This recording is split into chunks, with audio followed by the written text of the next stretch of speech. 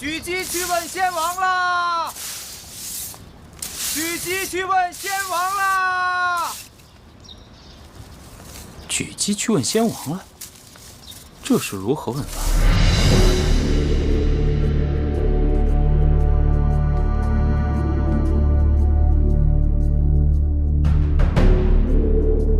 他就是以此白绫自尽的。是。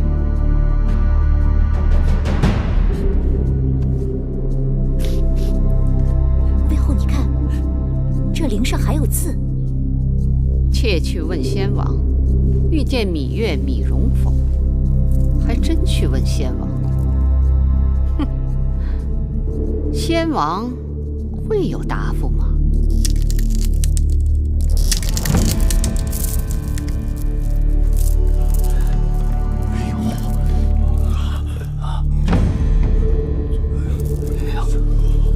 母后，你看，这上面有一个“否”字。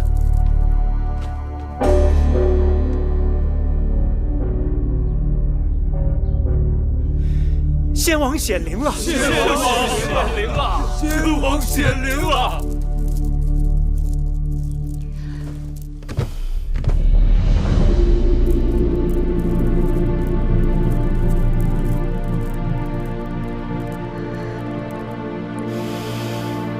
好吧，大王，既然先王心疼你，预留2个辅佐之才，那就把芈月、芈容留下吧。多谢母后。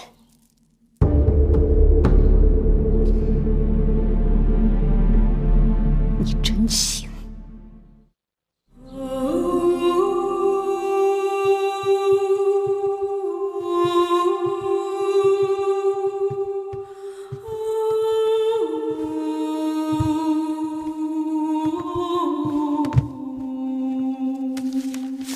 月公主，荣公子，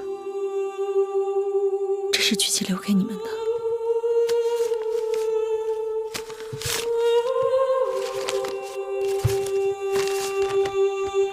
月儿，蓉儿，我去见先王了，不必为我伤悲。微后说的对，没有了你们，我便没有了希望。日后我每活一日，都是严酷的刑罚。有一件事我必须要告诉你们，尽管我曾经把你们姐弟2人当作我与微后争斗的筹码，可终究我还是把你们当做了自己的儿女。娘娘。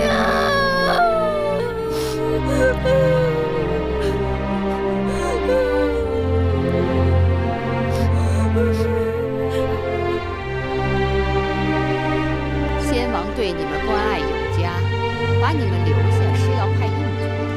自今日起，你们到先王的陵墓去守灵，在那里好好报答先王吧。微后，芈衣来了。哪个芈衣？齐妃的女儿。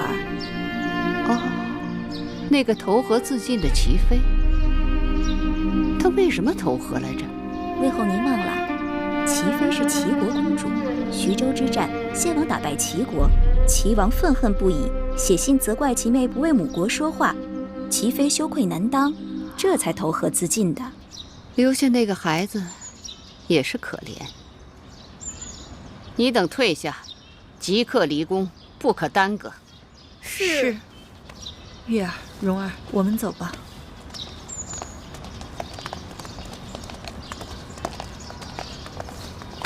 拜见母后。这孩子真是懂事，以后就跟着我与舒儿作伴吧。谢母后。这是举基族人留下的一处宅子，几日前举基把小冉接到了这儿，由这位郑伯照顾。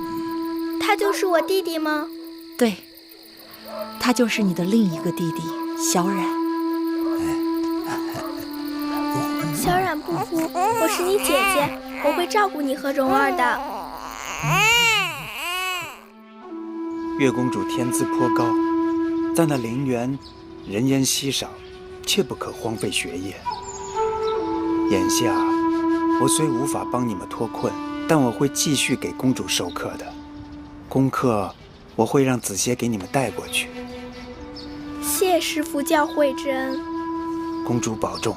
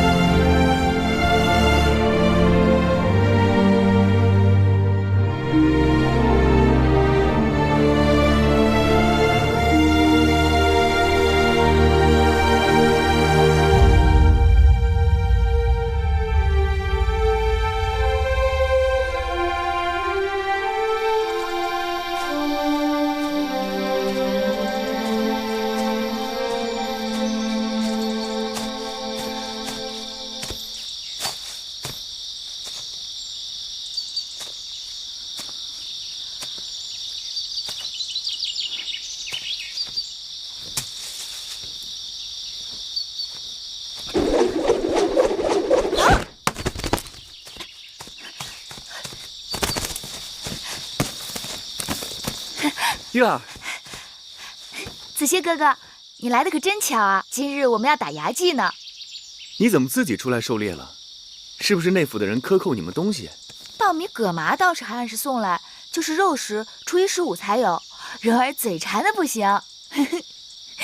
你本该锦衣玉食，却在这粗茶淡饭，还要自己狩猎。锦缎有什么好的呀？一爬树就撕破了，还不如葛衣耐磨。对了，今日你给我带来什么了？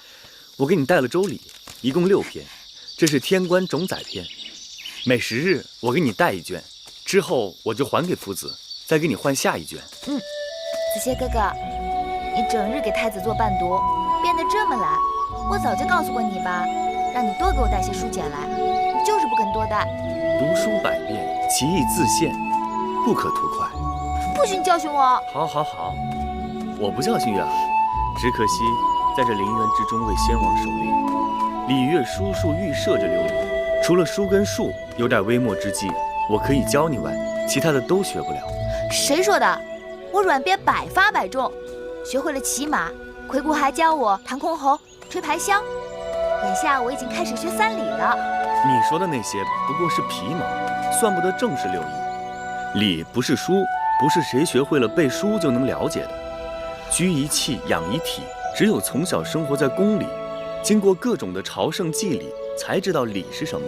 乐是要用耳朵来听，魁姑毕竟只是个女婢，她能教你的只是小技，像云门、大弦、大勺、大夏、大户、大舞这6乐和几百人的那种大舞，你没看过听过，用竹简是学不到的。真烦！你说了这么多，就是想告诉我宫里如何好，这里如何不好，可我偏觉得这里好。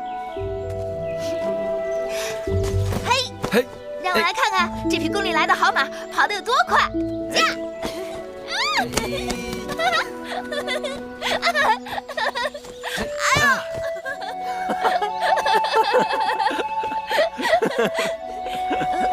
山鸡呢？山鸡不是在那儿吗？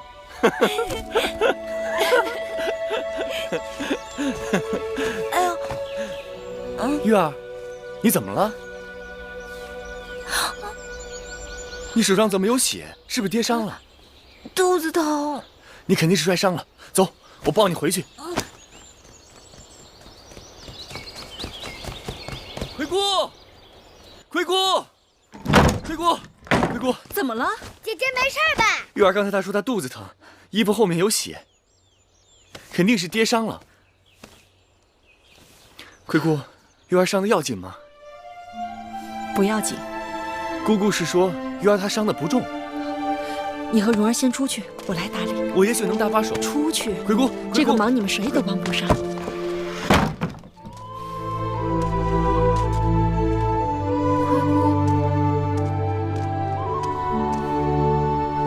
我没有跌伤，就是肚子疼，在流血。我是不是要死了？月儿长大了，要做女人了。不，姑姑诓人！姑姑何曾诓过月儿？姑姑就是诓人。月儿不要做女人，月儿要当男人。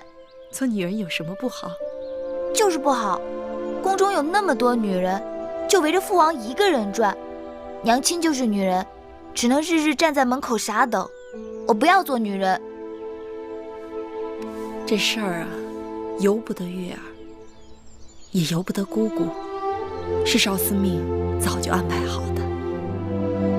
就不能改变吗？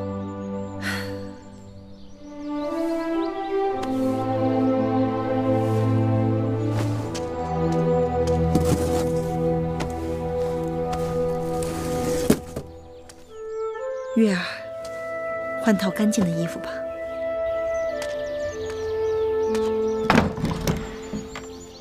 月儿，姐姐，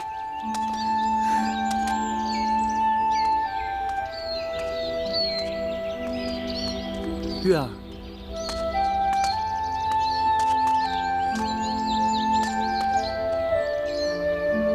月儿，魁姑给你疗伤了吗？月儿，你哭什么？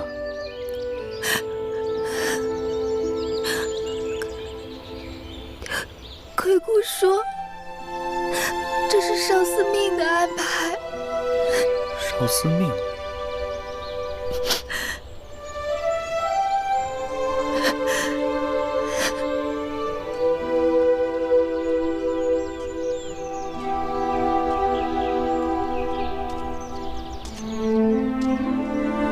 月儿，我要回去了。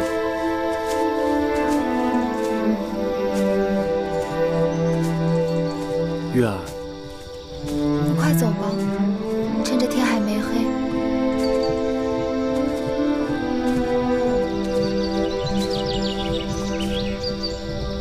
听屈夫子说，宫里头又开始给大王选妃了。宫里头的女子都跟蟋蟀似的斗来斗去，怎么还会有这么多人想进来？女孩子家15岁及笄，之后父母就给他们寻婆家。如今楚国战事不断，昨日心腹，明日寡妇的女子比比皆是。若是能留在宫中，总比嫁到寻常人家要好些。我该走了。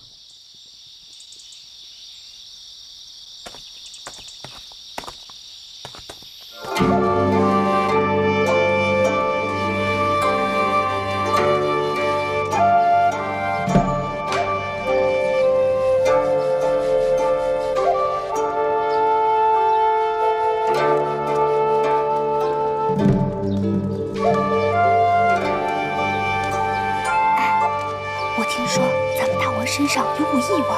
嘘，你疯了吗？说这样的疯话，你还想让大王看上你？那假如有人问起，姐姐该如何应对？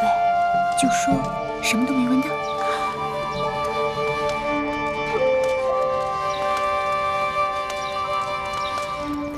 你等退下，后面的上前来。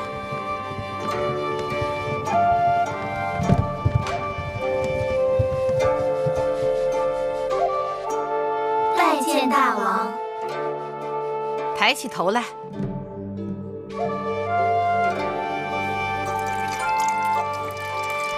你小女子尚蓉儿拜见大王。何故离寡人那么远啊？大王神武，小女子敬服。上前来。再上前来。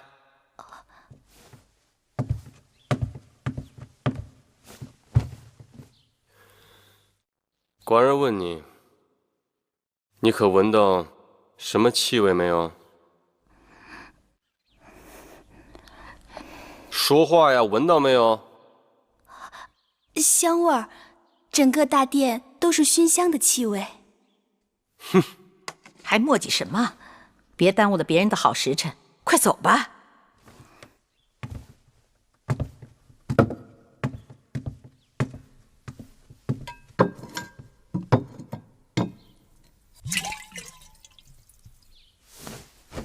你。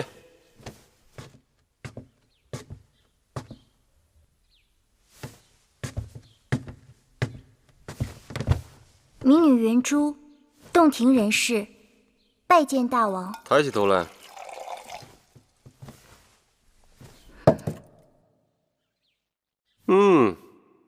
长得果然不错。你老实的告诉寡人，你闻到了寡人身上什么气味没有？寡人身上的气味。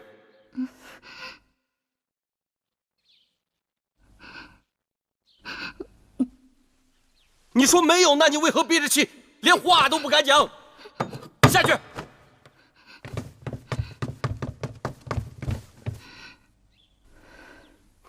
你。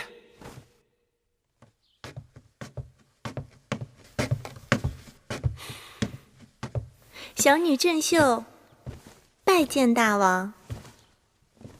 告诉寡人，你闻到了什么气味没有？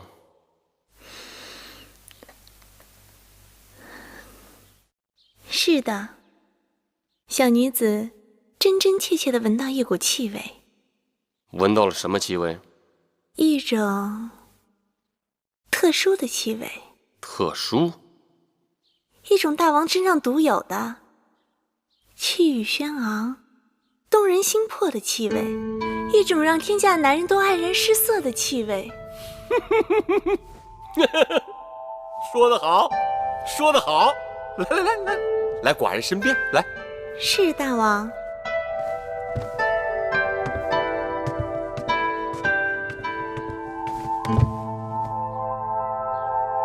听你刚才那般讲，你是喜欢这个气味了？闻到这股气味，小女子情不能已。你当真喜欢吗？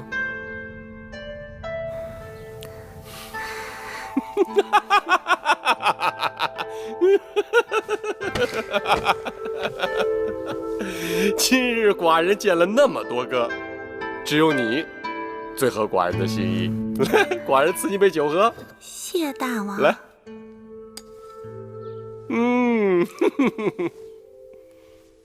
关关雎鸠，在河之洲。窈窕淑女，君子好逑。参差荇菜，左右流之。窈窕淑女，寤寐求之。快过，月儿。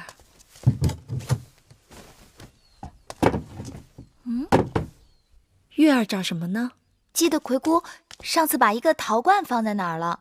月儿想用它插花。哟，我们月儿什么时候也爱上花花草草了呀？葵姑，你看它多好看呢！好看，跟我们月儿啊一般好看。月儿才不要什么好看，我们月儿打扮打扮，比花儿还好看，是不是蓉儿？是啊，窈窕淑女，君子好逑。姐姐是淑女，黄歇哥哥是君子。你再敢胡说！女孩子家有人喜欢是好事儿，我们月儿手又巧，心又好，长得又漂亮。葵姑，这是给小冉做的衣裳吗？是啊，已经做好了，姑姑明日就给他送过去。诶，你在念什么呢？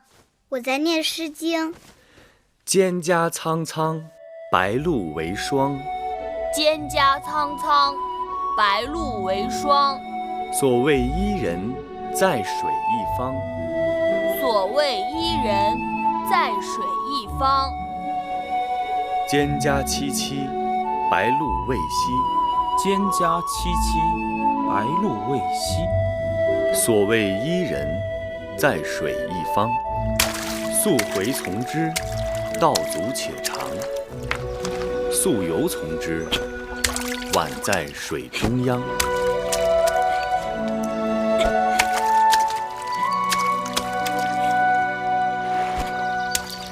蒹葭萋萋，白露未晞。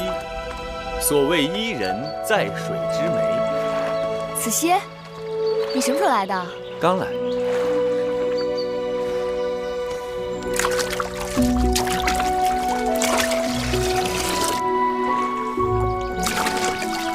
你看着我干嘛？月儿好看。说胡话。月儿是好看。我好不好看与你有何干系？呆子，还不快来帮忙？哦。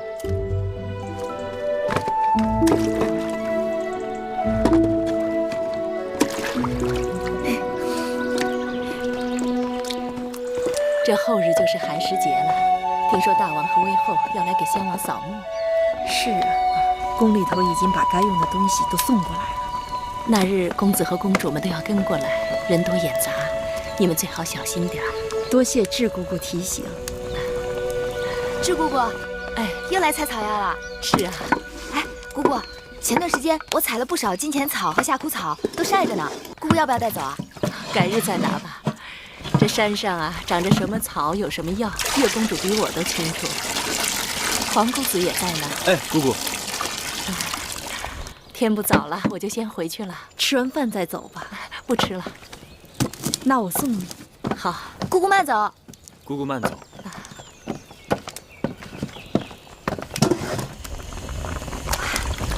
好香啊！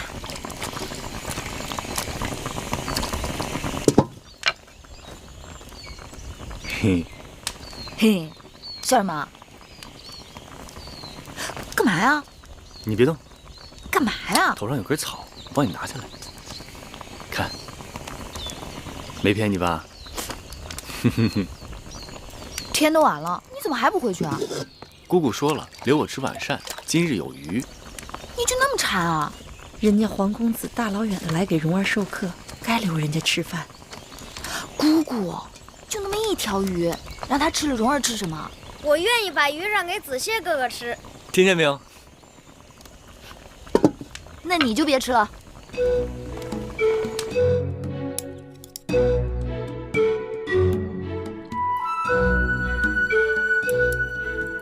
蓉儿，吃鱼。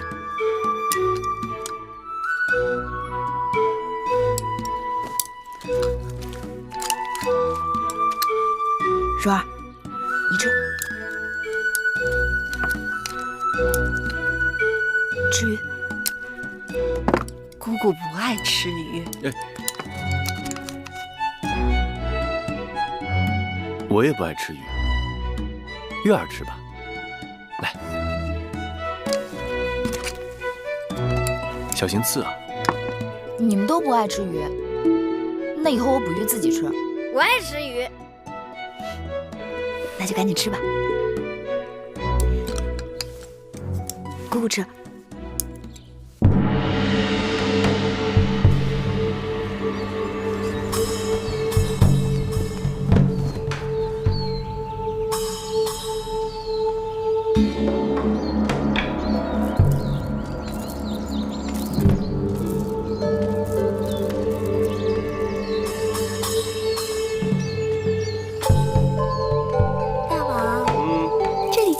水的，真是个好地方啊！青山再好，好不过你秀色可餐。大王，大王，母后何事？今日祭奠先王，要焚香奠酒，礼拜插礼。公子公主们要站到前面，嫔妃要按照位分排到后面去。爱妃，委屈你了。反正这种事情，我也不愿意站到前面去。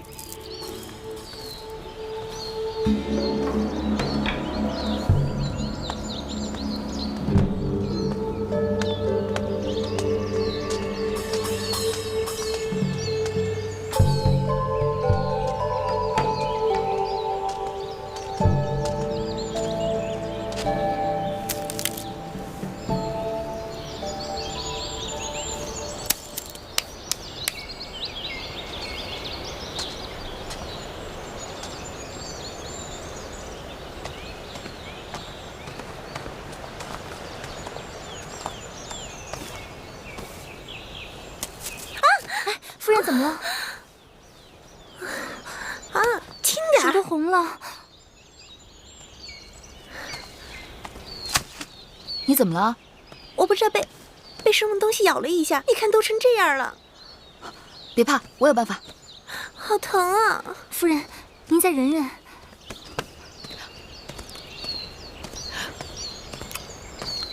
哎。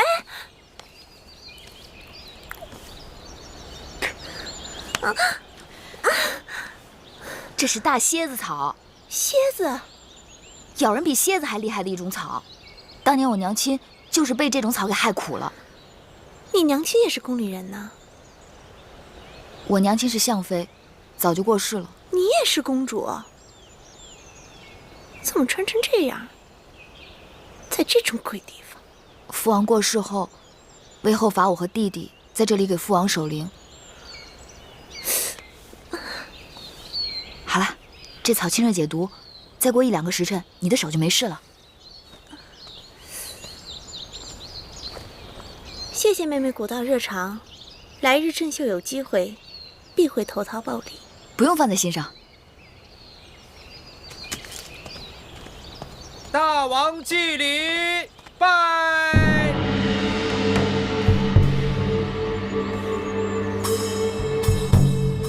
起！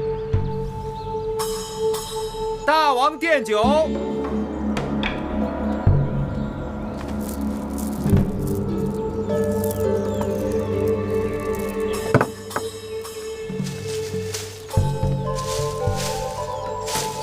叶妹妹，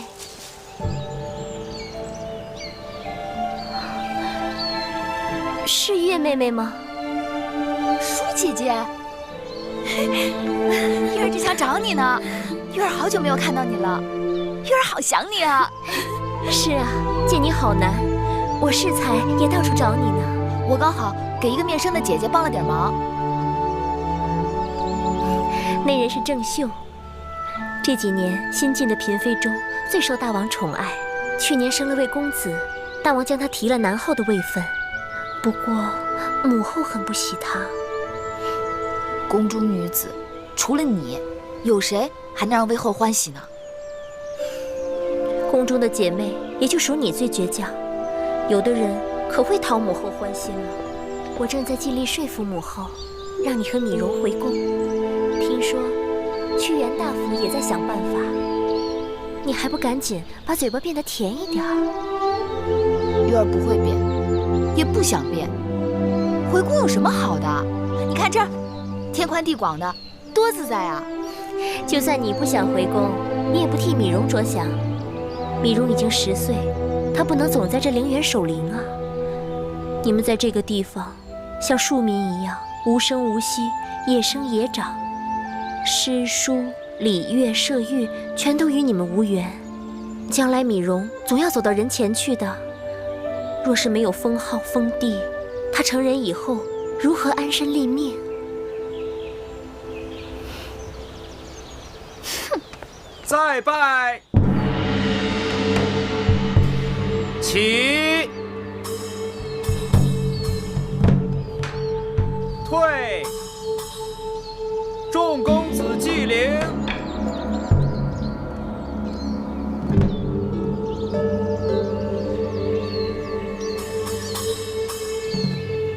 祭奠已经开始了，舒儿哪儿去了？再拜。母后，玉儿适才看到有人硬把舒妹妹给叫走了。何人这样无礼，耽误了祭奠时辰？先王是要怪罪的。母后说的甚是，那人啊，本来就不曾受过教化，不知礼义廉耻。但婴儿最担心的是，万一他带坏了舒妹妹。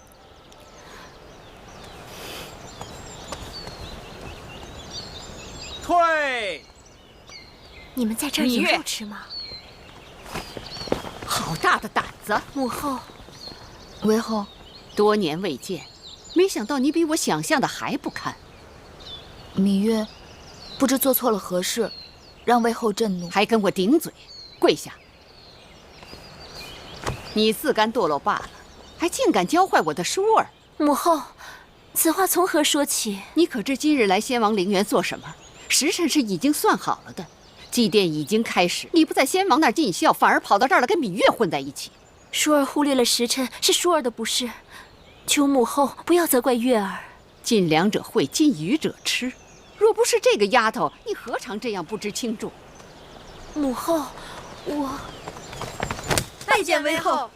月公主若是有何差池，都是奴婢的过错，望韦后恕罪。我跟公主们说话，什么时候一个奴婢可以随便过来插嘴？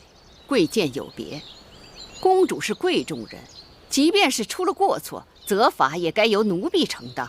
来人，在，把这无礼的奴婢拉下去，打20杖。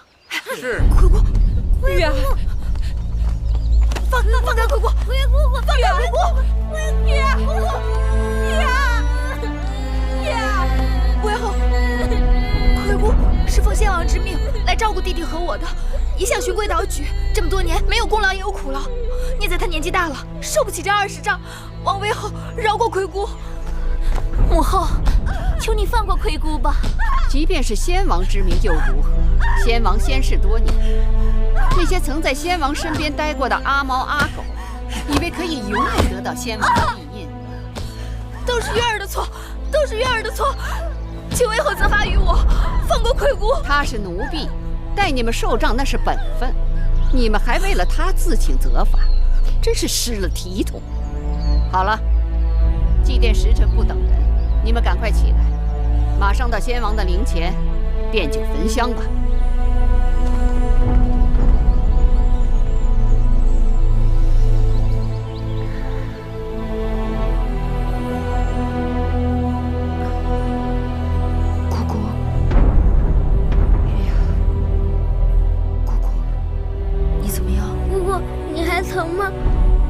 放心吧，这20杖击杖之伤不会要了我的命。都怪我不好，连累姑姑挨打。傻孩子，这跟你有何干系？不管有没有理由，他都会给这个下马威，这叫杀威棒。我恨他。不，月儿，咱们现在要做的呀，不是恨，是忍。忍到几时？忍到我们回宫。那个女人，姑姑心里清楚，你娘亲和举姬都死在她的手里，她巴不得你们在这儿自生自灭。你们一定要抓住机会，让宗室朝臣们留意到你们还活着。只要能回宫，在宫里熬上几年，等蓉儿分封了，我们就能平平安安的跟她到封地去了。月儿明白了，为了蓉儿，为了我们大家，我一定忍。大王到！拜见大王。臣妾拜见大王。爱妃免礼，你可知道寡人有多想你？拜见大王。大王累了一天了，臣妾备了点薄酒，给大王解解乏。爱妃不忙。爱妃，你可知道？下去，下去。是。爱妃，自从上次你跟寡人游戏，捉住了寡人，即便是在朝堂之上，只要寡人想起了你，那都是心惊摇曳，难以自持。今夜换寡人来捉你如何？哎呀，大王，大王，你先别急，臣妾有些事情想问问你。快问快问。臣妾问大王，你对芈月和他弟弟今后有何打算？今日真是奇怪，屈子来向寡人提议，想让那芈月、芈容回宫受教，母后呢就坚决不同意。现在你又来问寡人，为何呀？在陵园时，芈月曾帮助过臣妾。哦，臣妾觉得这件事情，母后就是太过于小气。听说芈月和他弟弟在陵园已经守了6、7年，就算是给先王守陵3年，这时间也够长的了吧？如果大王的骨肉手足长期流落在外，不受6艺之教，太失体统，传出去岂不成为世人的笑柄？爱妃所言极是，那就依爱妃的意思，让他们回来。大王这是答应了？答应了，答应了。大王重情重义，臣妾真是佩服得五体投地。等一会儿寡人捉到了你，自然会让你佩服的五体投地。来来来，给寡人蒙上。大王，你来抓我呀！哎、大王，我在这儿呢。大王，你快来呀！哎，哎，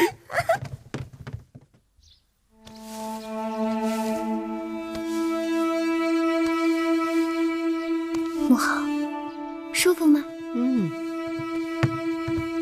微后，听说大王要让芈月、芈容他们回宫了，连屈子都在替他们说话，大王自然是顺水推舟了。那个芈月自小是个害人精，微后可得留意了。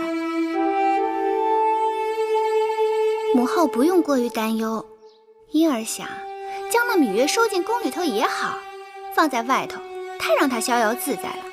收进来，再厉害的精怪也不敢在母后面前兴风作浪啊。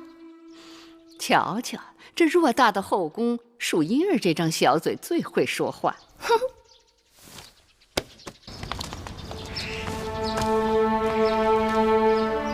拜见为后。起来吧。大王有令，让你等回宫。芈容由魁姑侍候，入住云梦台。芈月进高堂台，给舒公主作伴。我思量你虽然不通琴棋书画，但粗活应当不错。以后记着，日日把这大殿的台阶给我清洗干净，然后拔草扫院子。再有功夫，就要悉心照顾舒公主的起居，也算是物尽其用。戴瑁，好好训导他，让他懂点规矩。是。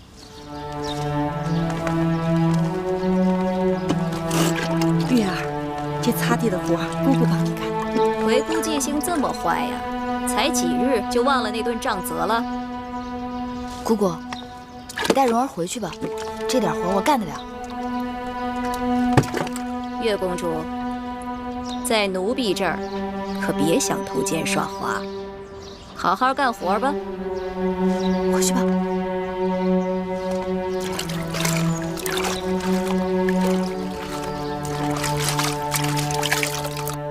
微后，舒公主戴这只金簪如何？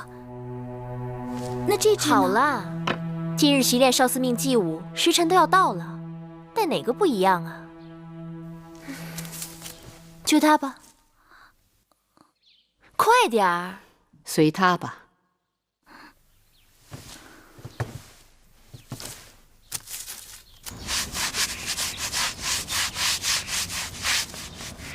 月儿。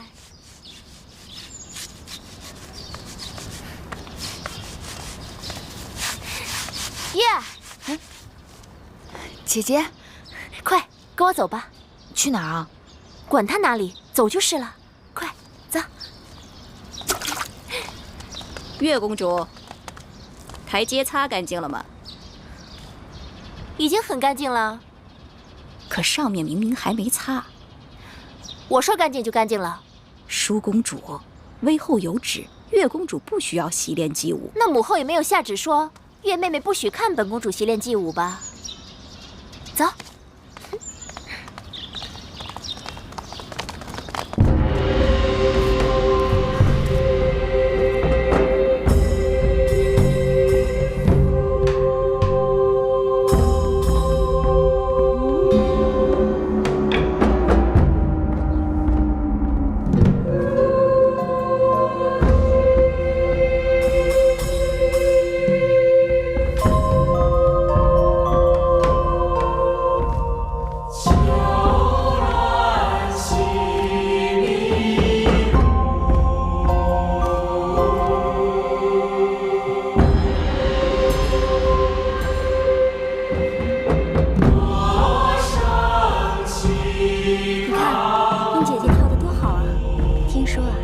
姐姐已经苦练好些日子了。4个月后，大王宫中祭祀大典，要选得当之人献祭，她是志在必得呢。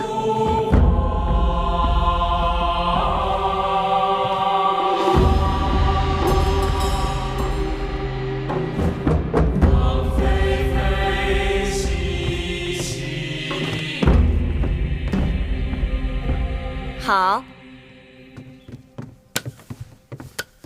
2位公主辛苦了。舒公主，这支少司命祭舞您习练的不够，此舞中要有手捏兰花的优雅，舒公主似有所不及。此舞却不是舒儿所长。舒公主的不及在于习练的不够，殷公主的不及却在于习练的过于刻意。我哪里跳得不好啦？难道习练多了也是错吗？公主们天生娇贵，生而自有俸禄彩艺。若论习练琴棋书画、礼乐骑射，乃至于女工厨艺、当家理政，是为了陶冶情操、增广见识，不至于五谷不分、四体不勤、雅俗不变、遇事不知。所以，让公主们习练的宗旨是什么呢？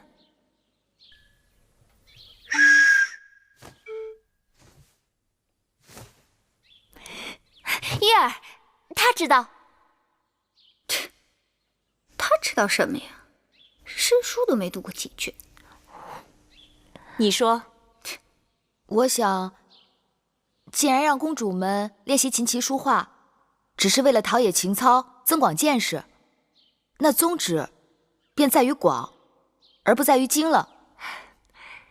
月公主所言极是。若论厨艺，无不如庖丁。若论女工，无不如缝纫；若论歌舞，更是怎么也经不过那些方士的歌舞伎们。但是学了这些，我们可以鉴赏，可以评点。殷公主，您过于醉心这些墨道，未免买椟还珠。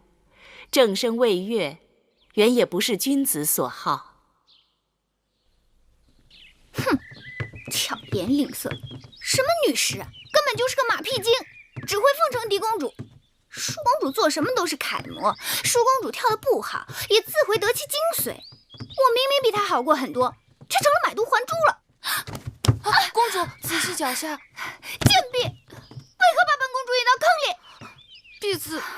婢子并没有。还敢多嘴！殷姐姐不必使气，没有跌伤便好。跌不跌伤是本公主自己的事儿。可笑的是，如今出身微贱之辈，也都来冒充公主，还到处称姐道妹。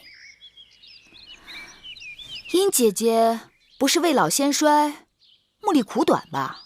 这长廊平坦本无坑洼，你怎么就能看出坑来了呢？所以看人低矮猥琐也不足为怪了。月儿，姐姐，你们这儿好热闹啊，何事如此有趣？月儿听说殷姐姐近来贵体欠安，经常耳聋眼花，有病切勿耽搁，要找御医及早医治才是。月儿，杨灵台那边好热闹，陪我过去看看吧。看什么？你竟不知，今日判公大比，武比在郊外，文比就在杨灵台呀。有文比，还有武比，甚好。于我所欲也。兄长，亦我所欲也。算了吧，这会儿要去郊外，太阳都要偏西了，还看什么舞比呀？陪我去阳灵台吧，走吧。走。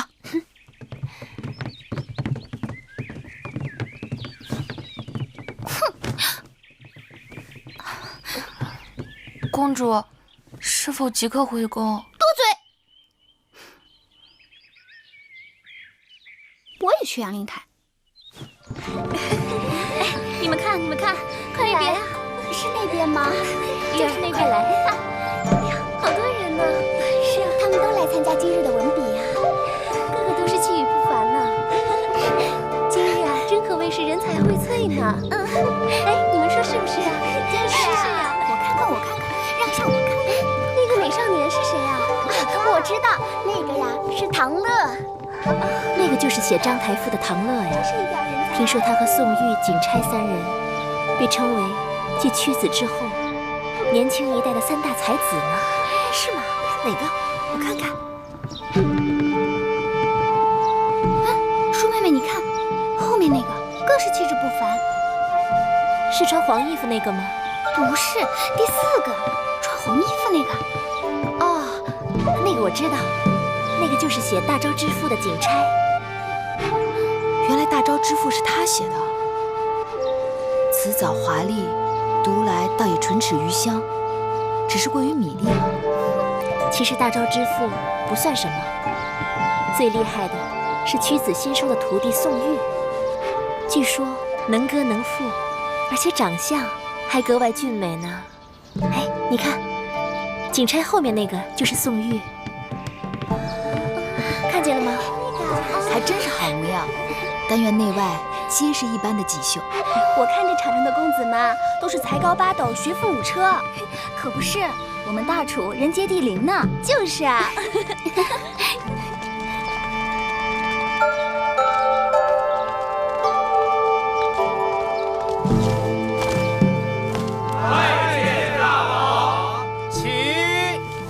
世子们倒也一个个都玉树临风的。爱妃春心动淫。大王，你拿臣妾打趣。知好色而慕少爱，男女皆是无分彼此。更何况是食色性也，爱妃无需害羞。大王真坏。男后是后宫楷模，理应非礼勿视，非礼勿言。母后教训的是，但臣妾是为宫中的那些公主们做打算呢。此话怎讲？宫中的公主们大多已行家姬之礼，故见君子云胡不喜。只是不知道这里面哪一位才是舒妹妹的君子啊？舒儿的君子怎会在这群人里？舒儿是嫡公主，将来必要嫁给一个国君的。听说这次5国使臣都要到郢都来，就是要跟我们楚国联姻的。大王，今日比文第1场，公子歇对公子乐，题目：不学诗，无以言。刚刚出场的那个世子是谁啊？可是东向而立之人。正是。那是当今才俊黄歇，太子的伴读，众世子中的佼佼者。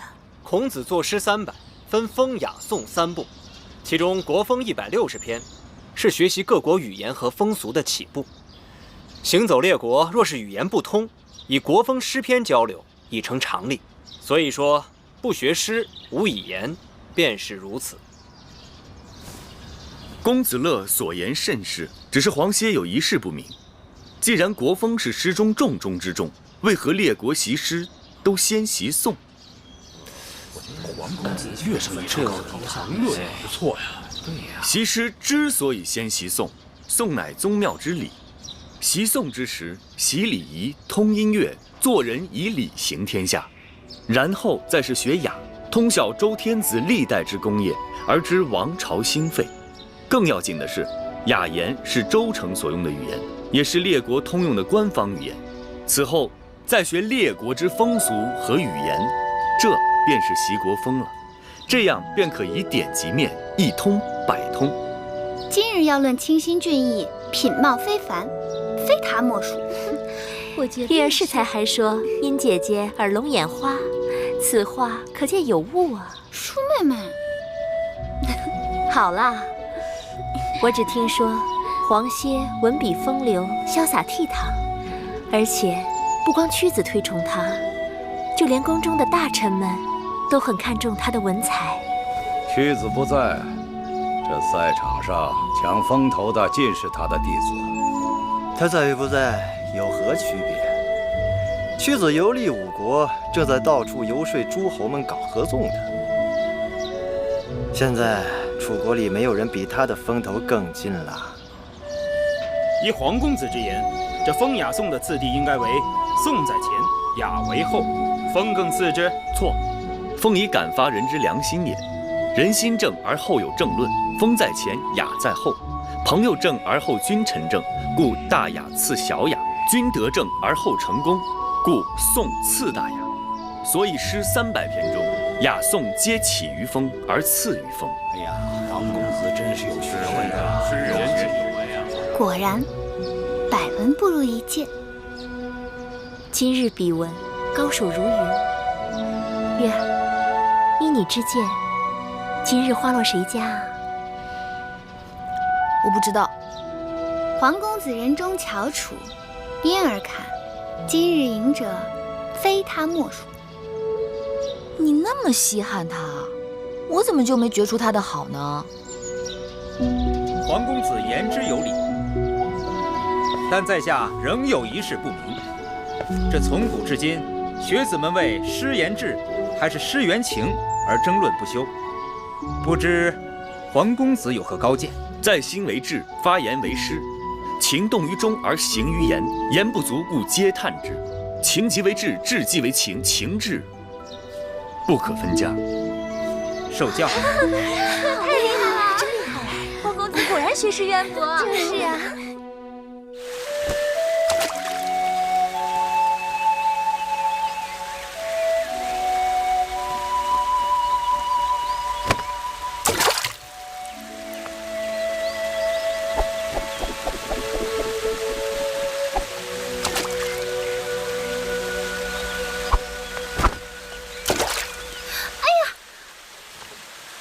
小人孟浪多有得罪，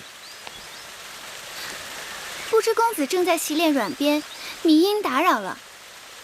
本公主刚刚在这丢了个香囊，你可否看到？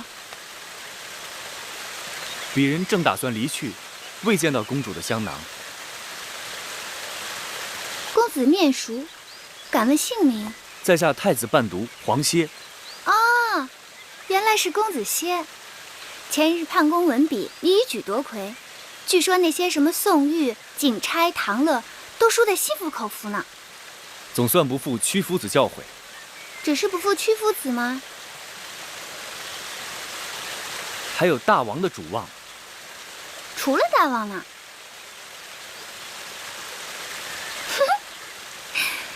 你也算没有辜负本公主的厚望。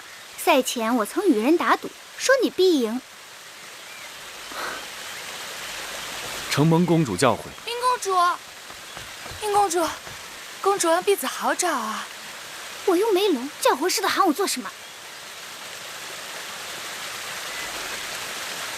本公主的香囊丢了，你快去别处寻寻。是这个吗？公主，您不是一直让婢子帮您拿着吗？黄歇先告辞了。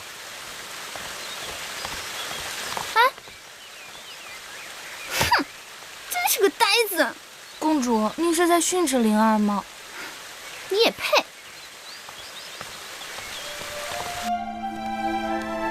姑姑，回姑！姑姑，月儿，姑姑，月儿，我想死魁姑了。月儿好像变白了，但是瘦了。姑姑可好？好，姑姑再好也比不上你们了。快坐！眼看着你们一天天长大，连蓉儿、小冉都变成翩翩公子，仪表堂堂了。蓉儿呢？出去了，跟几个公子去郊外骑马了。小冉呢？在郑伯那里可安分？听说读书不大用心，但极喜爱舞刀弄枪的。男孩嘛，喜欢刀剑也是情理之中，让魁姑操心了。啊，这是我偷空做的一些针线，拿去给郑伯，到集市里多少能换些银两，补贴家用。魁姑，你看看，你在威后那儿受尽苛责刁难，还要想办法接济2个弟弟。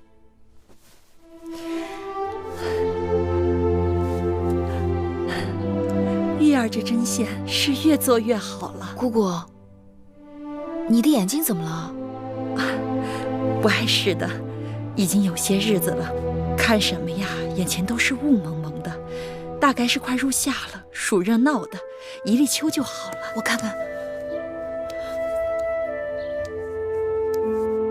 姑姑，这是翳，是眼疾，你的眼睛里长翳了。人老了，不中用了。姑姑，你这是积劳成疾，是给累的。宫里常年克扣陵园的钱粮用度，若不是姑姑，爷爷苦熬做针线出售，我和我的2个弟弟早就被冻死饿死了。不必如此惊慌，姑姑的眼睛自己心里有数，不熬到你和2个弟弟长大成人，是不会瞎的。姑姑，你放心，我一定要想办法治好你的眼睛。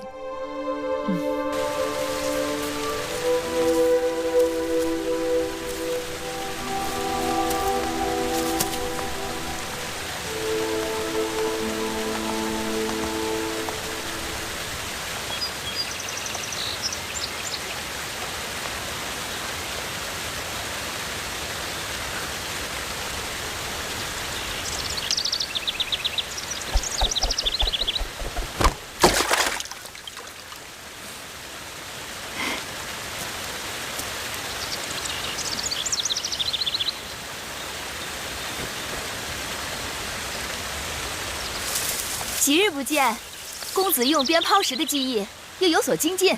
精进什么呀？跟师傅比，只有惭愧。急什么？总有一日徒儿会超过师傅。哎，你看这鞭如何？我看这手艺，像是宫中最好的工匠所为。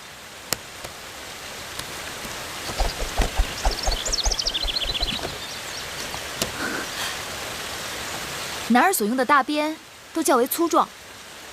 这条鞭子看起来似乎略轻巧了些。轻巧了吗？那正好送给月儿用。月儿挥鞭如流星闪过，此鞭就叫流星鞭吧。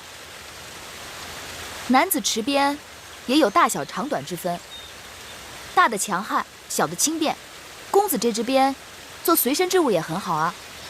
那这样吧，月儿替我先存放几日，如何？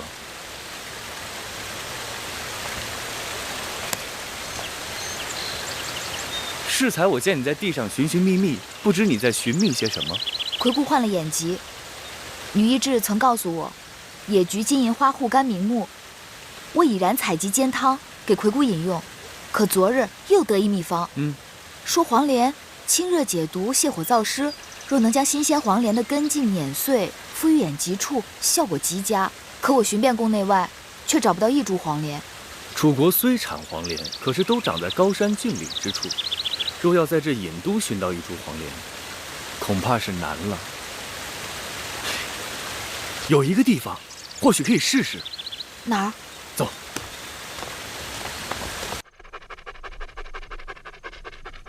你老牵着他干什么呀？带宝官出去溜溜，别老戳在我眼前。是。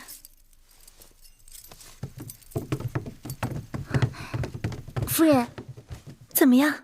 打听到了吗？大王去哪儿了？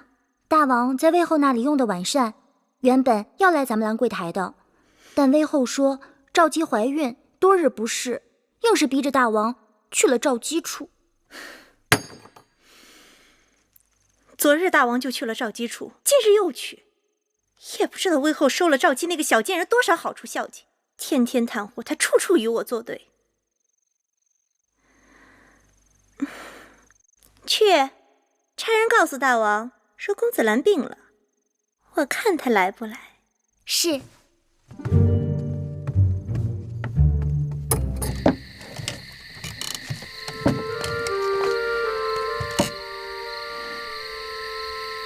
你真以为这有黄连？大王宠信郑袖，前不久让人出去搜集了许多隐都很少见的花草，都移种在这里，据说不乏药材，咱们可以试试。去看看。走。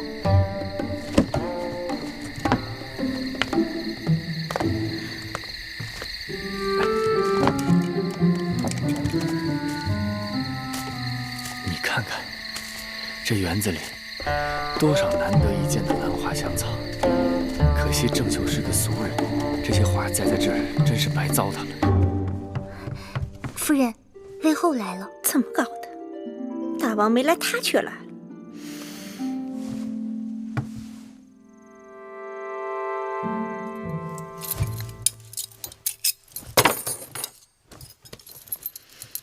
扶我。是。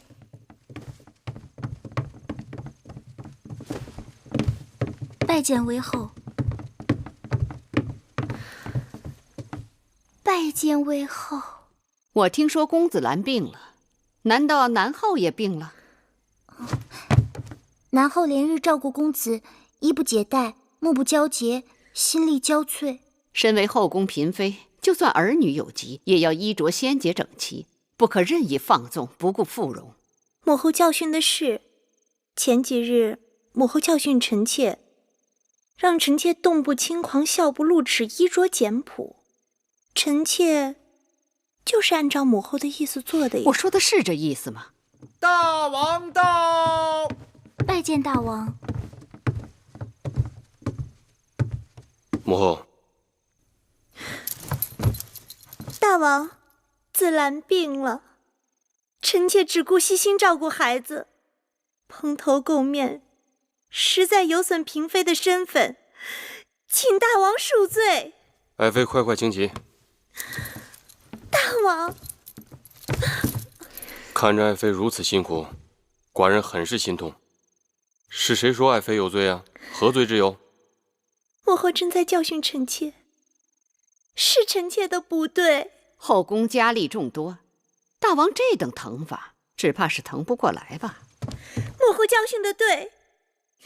本来听说大王要在赵姬处留宿，让大王这样匆匆赶来，臣妾的罪过就更大了。子兰到底病得如何？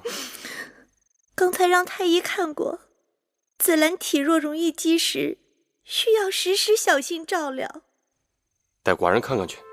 大王请跟我来。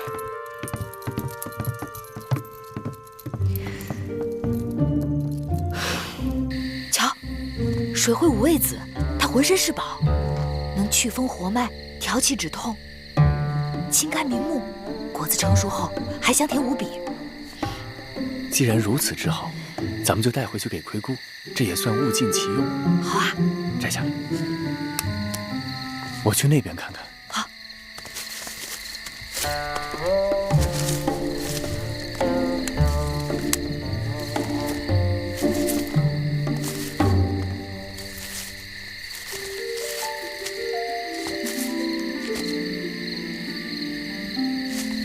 月儿，快来！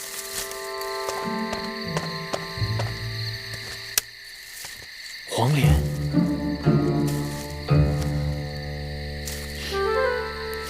这叫梨，也叫野灰菜，可以做汤，可以烹菜。尽管它的叶子和黄连极为相像，但味道却是很鲜美的。月儿知道的真多。也许今日咱们白来了。再找找。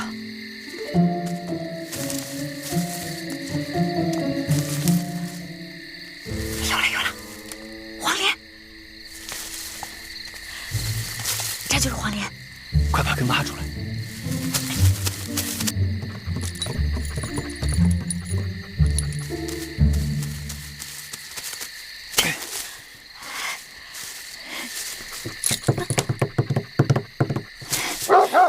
什么人？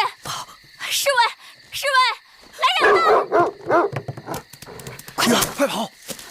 我有软鞭，挡他一刀，不是难事儿。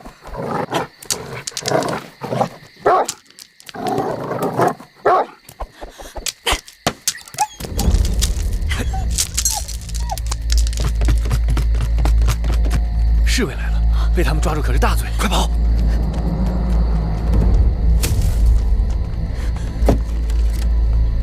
小心点，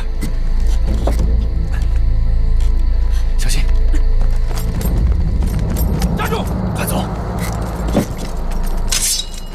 你何人？敢擅闯兰桂台？在下太子伴读黄歇。带走！大胆黄歇，你身为太子的伴读，竟然做出这种偷鸡摸狗的事情。你若真的偷鸡摸狗也好，为何把园子搞得一塌糊涂？我倒想听听你的理由。是黄歇做的，就是黄歇做的，没有理由。你也是知书达理之人，难不成跟我这园子有仇，跟我的宝官有仇？哎呀，黄歇啊，你要是这般死硬，就不要怪寡人对你不客气了。来人！大王，有人来投案自首，说大王抓错了人犯。什么？投案自首？带他进来。是。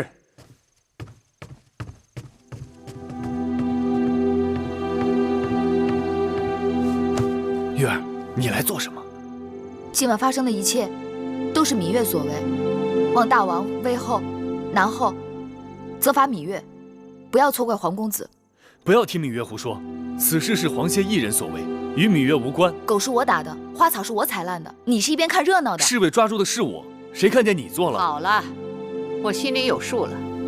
黄公子是出了名的谦谦君子，将这糟蹋花草、打狗之事由他一人承揽，说什么我都不信。芈月向来刁蛮无礼，这倒是像他的做派。这件事情既然已经有人招供，也算是有了眉目。至于怎么处置，芈月是罪魁祸首，从陵园回宫才多少时日，就将后宫搅得鸡犬不宁。大王要以一警百，严惩不贷，以免他带坏了后宫的公子公主们。至于那黄歇受人蛊惑，不懂礼法，也该给他点教训。母后所言极是。大王，敢问大王，这兰桂台是何人的寝宫啊？爱妃，你这是说笑呢？这兰桂台自然是爱妃你的寝宫啊。那大王为什么不问问臣妾，该如何处置闯入自己寝宫的人呢？好，好，好，那我倒要问问，你想要如何处罚这闯入你寝宫的人呢？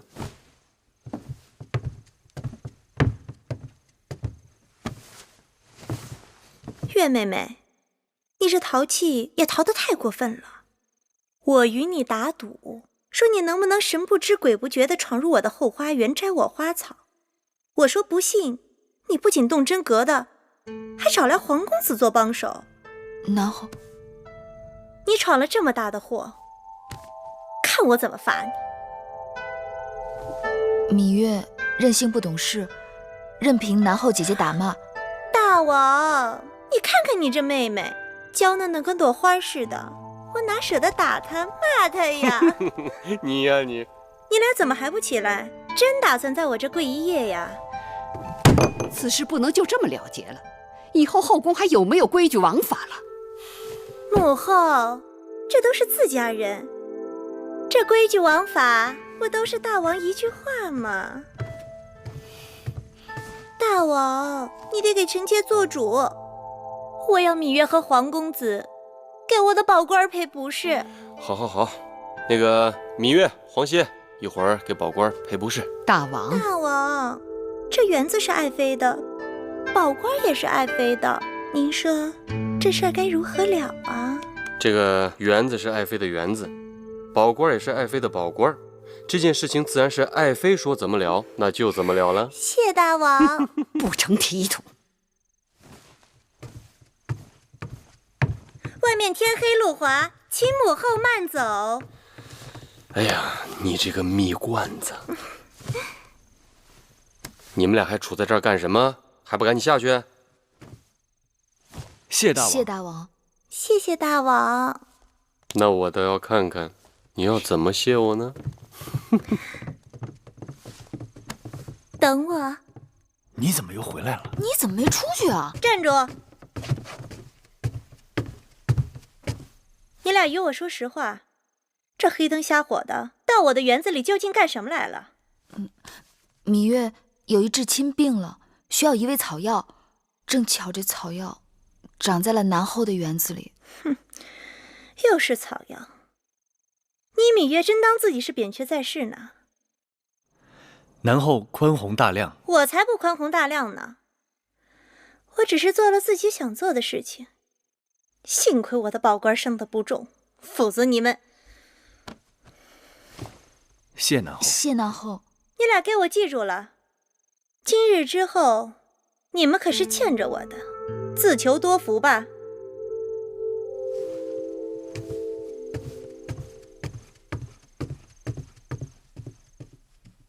母后还在为昨日的事情苦恼吗？区区小事就不要再生气了。今日我叫你来，是听说五国使臣不久要到郢都，商议与楚国联姻之事。几个公主都到了出嫁的年纪，尤其是舒儿，她是你的亲妹妹，我们更应该为她早做些筹划。母后放心，舒儿的婚事，寡人从不敢掉以轻心。舒儿是我大楚的嫡公主，在寡人看来，想觅得佳婿并不难。在这几国当中，韩国的韩侯已婚，齐国齐王年老而齐太子尚幼，都不合适。或许燕国的太子哙、魏国的太子赤，还有赵国的赵侯雍，可以斟酌取舍。燕国太远且暗弱，魏国在走下坡路，而且求婚的是太子，都不如直接嫁给诸侯王最为有利。说起来，赵侯雍是最好的备选。他15岁继位，如今20多岁，且赵国都城邯郸又是出了名的繁华绮丽。寡人也听闻，这个赵侯雍胸怀大志，才智惊人，在列国当中倾慕他的公主不在少数。当然，他们要想与舒儿比，那就是烛火之光与日月争辉了。再者说，列国之中，我楚国最强。试问有哪一国的国君太子不想娶我楚国的嫡公主为王后呢？还有几个刚行过佳姬之礼的公主，我也有所打算。愿闻其详。公主芈音乖巧伶俐，平日在宫中对我也是恭敬顺从，或许可以嫁给魏太子赤、燕太子哙。母后所言在理。那其他几个公主呢？寡人记得有个公主叫芈京，还有昨晚闯祸的那个芈月。芈京倒也罢了，至于那个芈月，她是应生的女儿，将来也只能做应，做个陪嫁。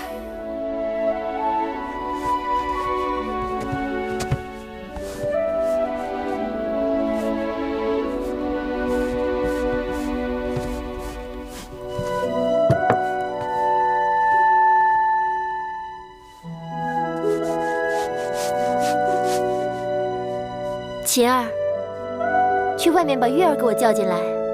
是。月儿，快来！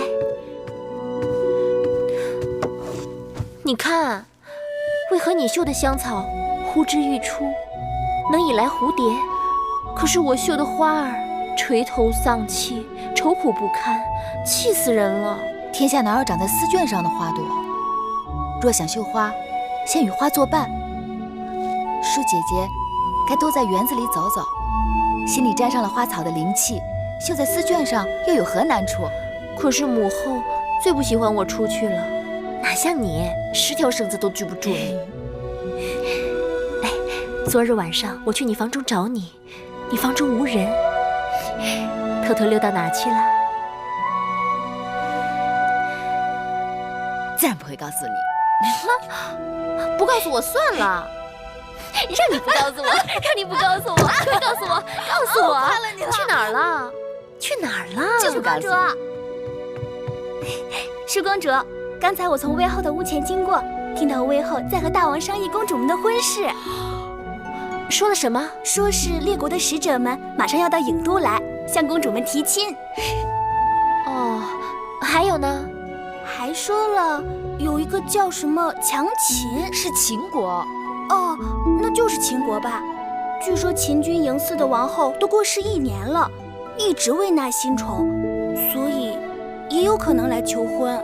有人与我提起过秦国，说那里的人粗蛮彪悍，一个个如毛饮血，可怕极了。哦，还有西北的烈风，绝对不是我们楚国女子能忍受得了的。我听到的秦国可不是这样的。我听说秦人个个身形魁梧、高大、英勇善战。那你嫁到秦国去好啦。那说不定将来我们俩一块儿嫁过去了。